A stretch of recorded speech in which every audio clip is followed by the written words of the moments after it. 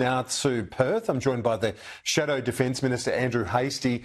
Off the back of the Surface Fleet review announced today, you called for more money. There is more money to the tune of $1.7 billion across the forward estimates and more than $11 billion over the next decade, in addition to what was already committed. Do you welcome that? Is that sufficient?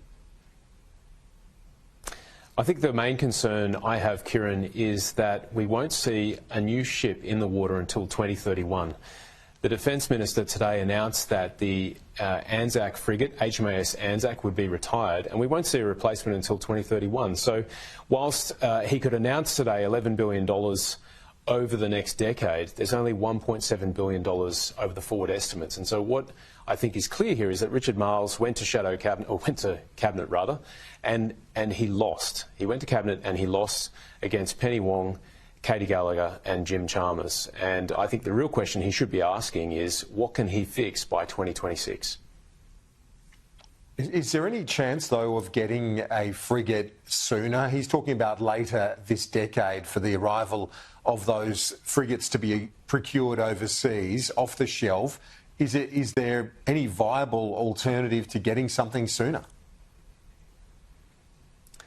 Look, that's for the government to work out, and I asked for a briefing and I haven't been able to get a briefing. In fact, the press gallery had a better briefing before today's announcement than I did. But certainly, with the Anzac class ageing and being retired, we know HMAS Anzac will be retired soon, we need more ships in the water, and under Labor's Surface Fleet plan, we won't see another frigate in the water, the general purpose frigates, which won't go to tender until 2026. The first ship won't be in the water until 2031.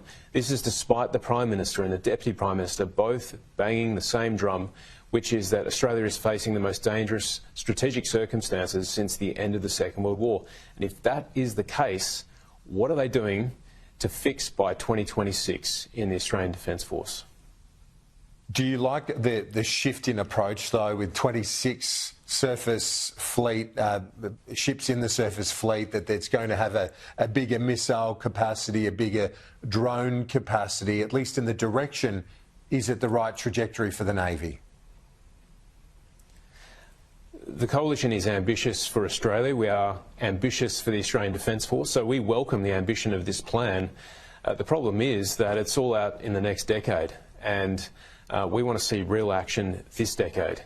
And I think that's the problem with this Labor government. They're not serious about national security. Ever since the Defence Strategic Review was handed down last year, Kieran and I did an interview with the same day, we've seen no new money, we've seen cuts to capability, and we've seen inflation eating into the defence budget. So this $1.7 billion over the forward estimates is a drop in the ocean, really. We're not seeing the sort of commitment from this government to remedying the challenges that we're facing in the Defence Force that we really need. If we want to see action now, this is the thing, Richard Marles loves talking about the next decade. He loves comparing about projected defence expenditure between the coalition and the Albanese government in the 2030s, and he misses the immediate challenge right before his eyes, which is the present. He needs to act now.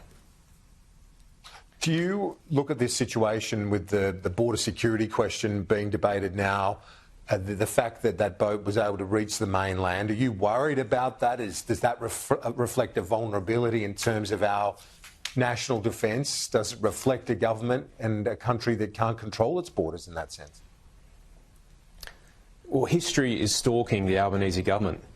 Under the last government, the Rudd-Gillard-Rudd governments, when it came to border protection, they had 50,000 illegal arrivals, 800 boats, 1,200 deaths at sea. And on the defence side, they took defence spending to the lowest levels since 1938. And so what we're seeing now is people smugglers testing the mettle of this government.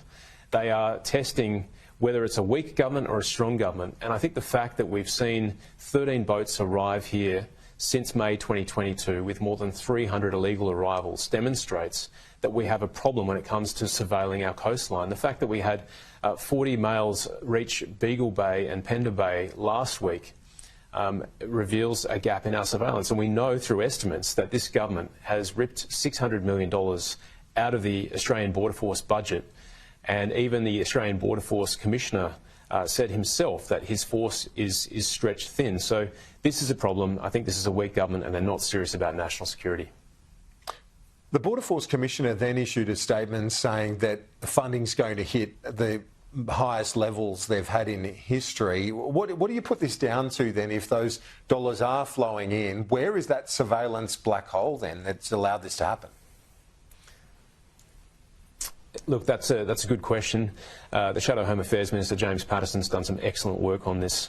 And there's a number of reasons why they're sort of massaging the numbers, but certainly we know, we've done the work. $600 million has been taken out of the budget, and that has a cost. And if you're unable to surveil the vast northwest coast of Australia, you're going to see all sorts of challenges. You're going to see drug boats coming through. You're going to see people smuggling operations. You're going to see illegal fishing, which is why this government needs to invest in cutting-edge, low-cost, unmanned platforms that can provide an unblinking eye, as it were, over our coastline. Otherwise, we're going to see the boats starting up again, particularly when this government is signalling to the world that it's weak on border security. Shadow Defence Minister Andrew Hastie, thanks for your immediate reaction to the Surface Fleet review. We'll talk to you soon.